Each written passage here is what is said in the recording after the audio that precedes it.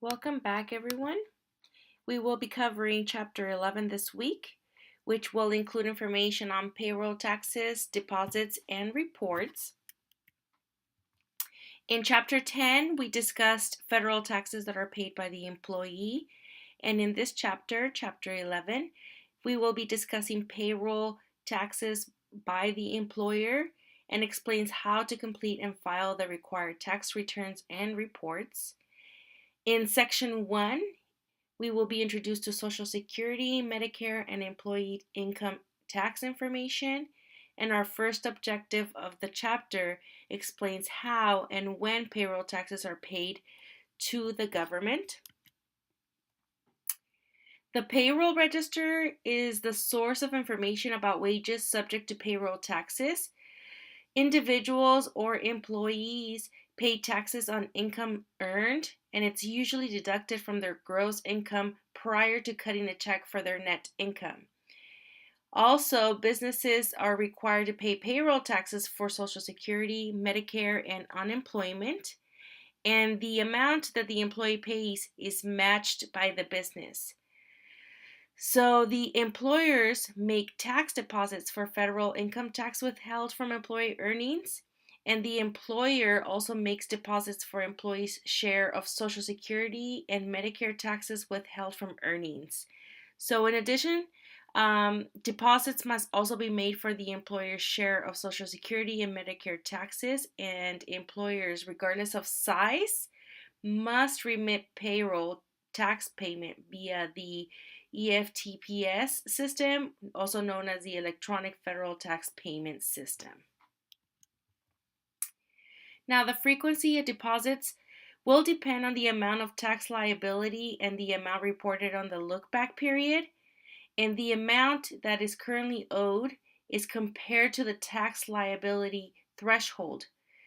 And for purposes of this chapter and for this textbook, the text uses $2,500 as a tax liability threshold, and the lookback period is a 4-quarter period ending on June 30th of the preceding year. So to illustrate the 2,500 threshold that will be discussed in this text, if the amount of tax owed is less than $2,500, then the frequency of payment schedule is determined from the total taxes reported during the lookback period. In this case, the payment will be due quarterly using the form that is known as Form 941, and I'll explain what that is in a few slides later. And if the amount owed is more than $2,500, then the frequency of payments is determined from the total taxes reported during the lookback period. Now, for the lookback period, if the amount reported in the lookback period is less than or equal to $50,000, then the employer must make monthly deposits of those withholdings. And if it's greater than $50,000, the employer is subject to the semi-weekly deposit schedule. And lastly, if the amount accumulated for tax liability reaches $100,000 or more in one business day, then a deposit is due on the next banking period day. As stated earlier, the employer will have to match and must pay the employee's Social Security and Medicare tax. So here's an example of what this tax might look like. Here we have the amount of taxes withheld from the employee, which will depend on the earnings for a particular period. In this case, we show the employee that has taxes withheld for Social Security tax for the amount of $139.35 and the Medicare tax of $32.59. The employer must match those amounts, and thus we must have to pay a total of $343.88 in taxes, which will include the employee and the employer's tax share, depending on the employee's contribution. Once we determine the amount of tax that an employer must pay, we must record those transactions. The information on the payroll register is used to record the payroll tax expense. And when the employer records his portion of the taxes owed, usually the payroll tax expense account is debited. Note that this is not the wages expense. Also remember that we must separate each type of expense in different accounts. So in this case, payroll tax expense is a new account that we will be working with, and it's debited for $171.94, shown by the T account on this slide. And then remember that when a business needs to increase an expense account, we must debit the account. Now, the Social Security tax payable is also credited for $139.35. And why is this credited? Remember that a payable account is a liability for the employer. So in this case, the liability is increasing since the employer needs to pay this tax to the IRS. So in order to increase a liability account, we must credit the account. Similarly, the Medicare tax payable account is also credited for $32.59 as shown in the T accounts here. Now here's an example of Tomlin Furniture Company. We see that the amount of Social Security, Medicare, and federal income tax that must be withheld from the employee is based on their earnings for the period. This amount is $1,307.76, and the employer in this case must match the tax withheld for Social Security and Medicare taxes. Notice that the federal income tax is not matched by the employer. In this case, the employer is only liable for paying $687.76 in taxes for this particular employee, which would only be a match for Social Security and the Medicare tax.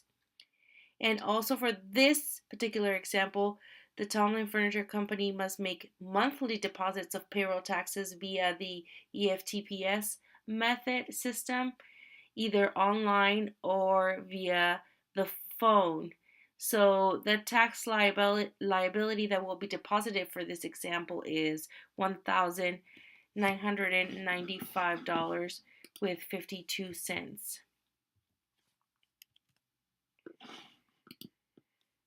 Now, when the deposit is made, Social Security tax payable account is debited for $1,114.80. No, for the Medicare tax payable, we debit for $260.72, and for the employee income tax payable account, we also debit for $620. For the cash account, in this case, we credit that account for the total amount of $1,995.52.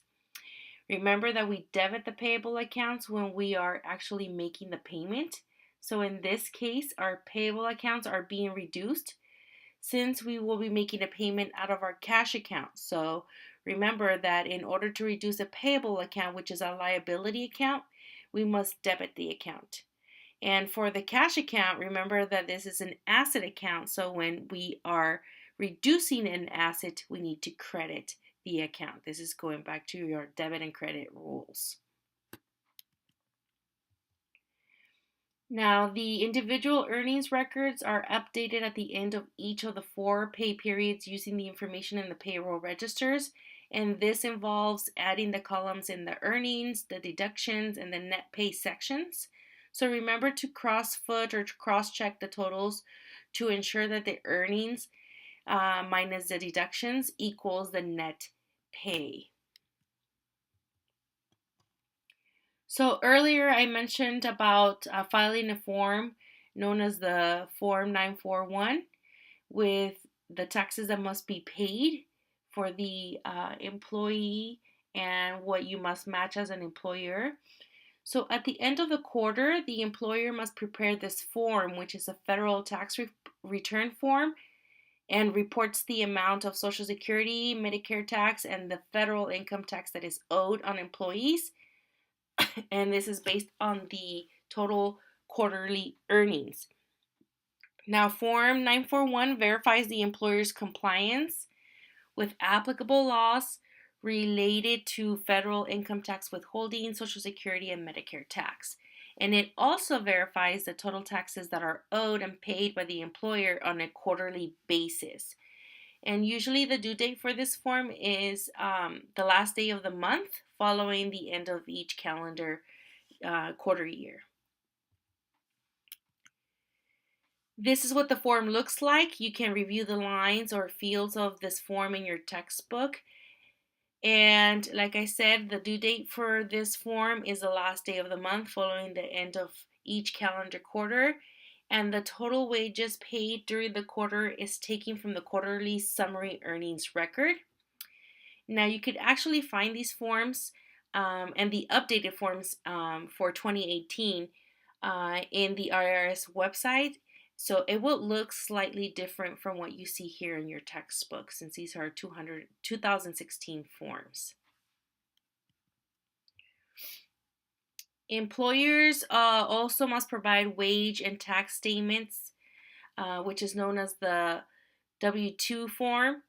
And this must be provided to each employee by the January 31st deadline of the following year. Usually, if you are employed, you will receive that before this date. And this form provides information on earnings and taxes withheld for each employee. So it will give the employee useful information to file a tax return each year. And the employers must also prepare a W-3 form, which is due by the last day of February following the end of the calendar year. This is what the W-2 form looks like. In this case, we have employee information for Alicia Martinez showing earned gross wages of $20,800 for the year. And this is reported in box 1 of this form. And it shows that she had $988 of federal income tax withheld, which is reported in box 2 of the W-2. And here's what the W-3 form looks like. This is another of the annual tax reports that employers must complete and file with the IRS. And the W-3 form verifies the company's total Social Security tax withheld, total wages, tips, and other compensation, total federal income tax withheld, and other information for the year. And the amounts on this W-3 form must be the same as the totals on the W-2 form that is given to the employee, and the 4 quarterly forms for Forms 941 filed by the employer. So they all must match. So you must cross-reference your information to make sure that it is accurate. That was it for section 1. For section 2, the textbook discusses unemployment tax and workers' compensation, and the objective that are discussed here is how to compute and record liability for federal and state unemployment taxes, and how to record payments for those taxes. For the unemployment insurance program, we have this program, which is a federal program that encourages states to provide unemployment insurance for employees working in the state. The FUTA rate is 6.2%, but a business may receive a credit of state unemployment taxes paid up to a credit of 5.4%. So the FUTA rate is actually reduced to 0.6%. And the state unemployment tax, or the SUTA rates, they differ from state to state. So it depends on the state that you are currently in, and from employer to employer within the state. So an employer's SUTA rate is based on the merit rating or experience rating, which the state has assigned. Under the experience rating system, the state tax rate may be reduced to less than 1% for businesses that provide steady employment. So, as long as a business pays its state unemployment tax on time, it will receive the full credit of 5.4% applied to the federal FUTA rate of 6.2%, yielding a net FUTA rate of 0.8%. So, those are the rates that you will be using in the problems for this chapter. So let's see how Tomlin Furniture Company records its federal and state unemployment tax liabilities. Here we see that taxes are computed for payroll period ending on January 6th. We compute the federal unemployment tax at 0.6% based on the previous slides that we just discussed, and the state unemployment tax at 4% based on the employee's earnings for the period. So in this case, we have unemployment taxes totaling $103.39. To record this transaction, we deal with two additional liability accounts, in this case, the unemployment tax payable and the state unemployment tax payable account.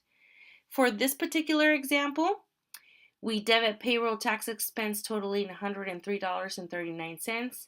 And remember that in order to increase an expense account, we debit the account. And then we must also credit the federal unemployment tax payable and the state unemployment tax payable accounts by their respective tax amounts. In this case, it's $13.49 for the federal unemployment tax payable account and $89.90 for the state unemployment tax payable account. Remember that payable accounts are liabilities, and in order to increase those accounts, we must credit the account. Once the tax amounts are determined and recorded, we then must pay the payroll taxes to the IRS. So when the amount of taxes is paid, we must debit the state unemployment tax payable account for the amount owed, and we must credit the cash account for the same amount. So in this case, for the Tomlin Furniture Company example, we see that this company submits payment for the SUTA tax in the amount of $1,157.50. For state unemployment tax, this tax is usually paid on the first $7,000 of annual earnings for each employee. Earnings over $7,000 are not subject to state unemployment tax, and each state sets its own limit. So for the purposes of this textbook, we have selected a state with a $7,000 limitation in annual earnings for each employee. So just assume that we are dealing with a state that anything above $7,000, the earnings are not subject to state unemployment tax. Now, unemployment taxes are levied on the first $7,000 for each employee, as I just stated. So for this example, let's assume that Cecilia Wu earns $560 each week, and we see earnings for the months of January, February, and March.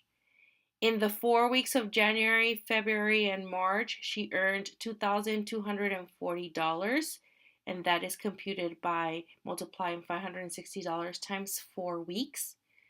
Now, in the 5th week of March, we see that she earned the same amount, $560, but only some of those earnings is going to be subject to taxes, because you will see that the cumulative earnings in the 5th week of March, we would only need $280 to complete or reach $7,000, which is the maximum earning that is taxed.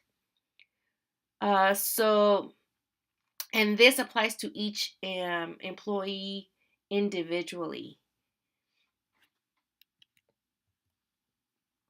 And now, federal unemployment tax deposits must be made electronically. Remember, we discussed that earlier. So most employers, regardless of size, must remit payroll taxes payments via the Electronic Federal Tax System, or the EFTPS acronym that we use here.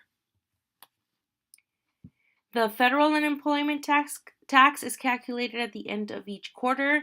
This is computed by multiplying the first 7,000 of each employee's wages by 0.006, or this is another way of writing the 0.6%.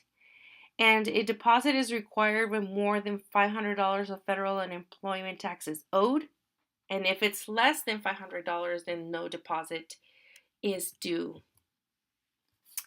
Another payroll tax report which needs to be submitted to the federal government is the employer's federal unemployment tax return, which is Form 940.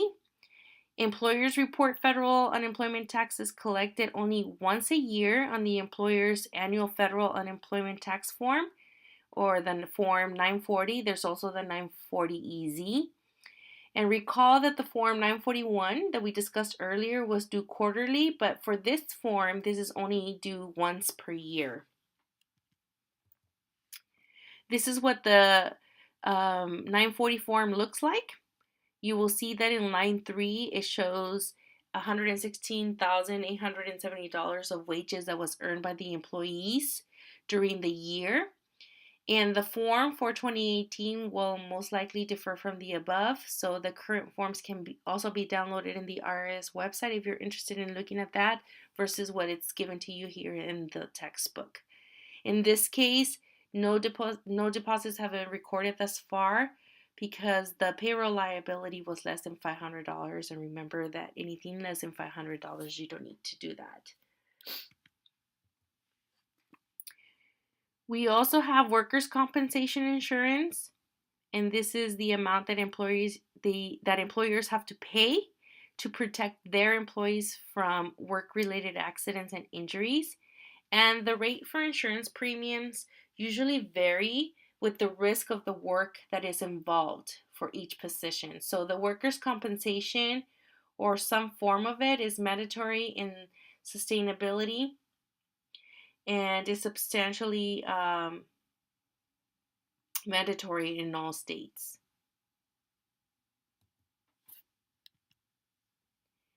So for workers' compensation premiums, they can be paid on an annual basis in a lump sum or through deposits. And the method that a business uses usually depends on the number of employees that it currently hires. And so in order to illustrate, we have the Tomlin Furniture Company again, who hires two types of employees. In this case, we have an office employees and shipping employees. And for office workers, the workers' compensation premium rate shows here as 45 cents per $100 of labor cost. And for shipping workers, the rate is $1.25 per $100 of labor costs. So as you can see, the classification of work rate greatly affects the amount of premiums, and the insurance premium rates recognizes that injuries are more likely to occur for shipping workers rather than office workers, which will justify the higher cost per $100 of labor cost. Now, based on the employee earnings for the previous year, Tomlin Furniture Company must pay an estimated premium of $1,000 for the year. And in order to record this transaction, we must debit the workers' compensation insurance expense for $1,000 and debit the cash account for the same amount. Remember that in order to increase an expense account, we debit the account, and in order to decrease a cash account, when a payment is made, we credit the account. Now, after a company pays a premium, if the actual premium is more than what was estimated at the time of payment, then the employer would need to submit another payment for the balance due to the insurance company. And in the example provided here, the company owes an additional premium payment of $261.20. Now, we saw in the previous slide that the company originally paid $1,000 for the estimated premium. So The difference here is $261.20, so it must be paid to the insurance company. And in order to do that, we have to record this transaction as a liability by adjusting an entry on December 31st. If the company had originally estimated a higher amount, so paying more than what was actually owed, then they may have to they will be due a refund at the end of the year. So in this case, we must record the amount owed of $261.20 by debiting the workers' compensation insurance expense for that amount, and then debit the workers' compensation insurance payable account for the same amount. Remember, again, that a payable account is a liability, and in order to increase liability accounts, we must credit the accounts. So keep on remembering those debit and credit rules. Lastly, the last thing on this book is internal control over payroll. Usually, companies must create and enforce internal control procedures to protect payroll operations. So, in the next two slides, you'll see some internal controls that should exist in a firm, and that includes assigning only highly responsible, well-trained employees to work in payroll operations, to keep payroll records in locked files, train payroll employees to maintain confidentiality, and then add new employees and make all changes in pay rates only with proper written authorization from management, make changes to an employee's withholding allowances based on only on the W-4 form properly completed and signed by the employee, make voluntary deductions from employee earnings based on only on the signed authorization from the employee. And then we have a few more which have to do with payroll checks, and they have to be examined by someone other than the person who prepares them. Compare each check to the entry for the payroll in the payroll register. Have payroll checks distributed to the employees by someone other than the person who prepares them. Have the monthly payroll bank account statements received and reconciled by someone other than the person who prepares the payroll checks. Use pre-number forms for the payroll checks and maintain the files of all authorization forms for adding new employees, changing pay rates, and making voluntary deductions also in the W-4 forms. And so this is it for this chapter. You can review the internal control suggestions, and then you will notice that there are quite a few controls that a good system will have in place. Reach out to me if you have any questions. I want to thank you for your time again. See you in the next chapter.